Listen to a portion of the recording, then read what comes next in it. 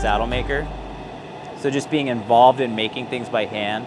And he let me know that it was okay to work with your hands for a living.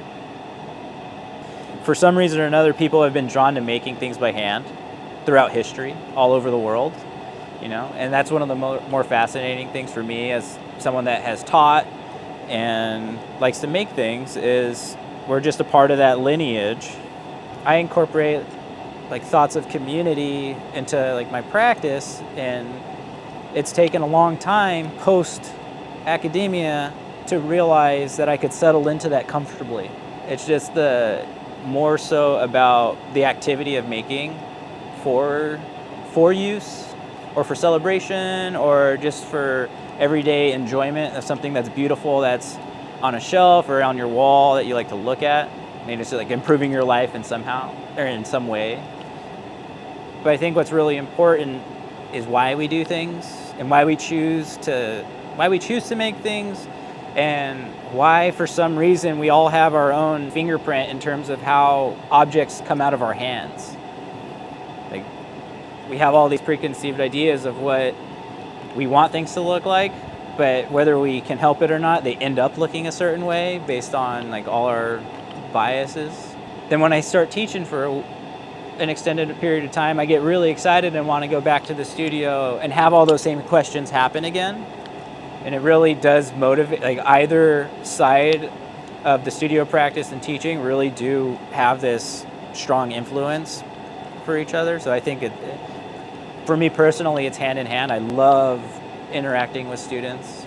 Places like Arrowmont, you get your occasional very serious ceramics student, but a lot of times you get non-traditional students that are professionals in other fields. And they're here because of that very reason. They're seeking community, they're seeking something. It's going to be so fun about this group of students is we just get to spend a really condensed amount of time together and just talk about each individual person's wants and needs as a maker. And everybody's objects are going to look completely different at the end of the week, and maybe someone's exploring only handles because they have a specific question about them. I still consider myself a student along with them, and they were all really happy that there was a workshop that was offered that wasn't technique based.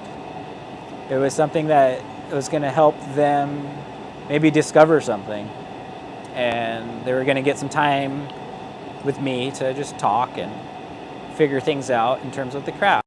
Everybody that comes and teaches here is so different that we have the tool to do all the jobs that can be done in a ceramic studio. It's amazing. It's a gift.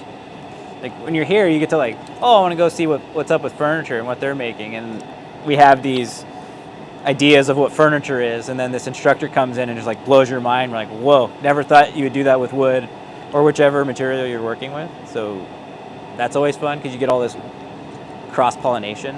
It is always so much about your community as a class, your fellow students, whoever your instructor is. Being overwhelmed with walking in the studio by myself and just noticing all my pottery heroes, and just everybody I've ever looked up to is just on the walls in there, and coming to terms with that I'm going to put one of my pieces up there as well. Just feels really grateful, privileged, happy. It's an amazing place. It's beautiful here.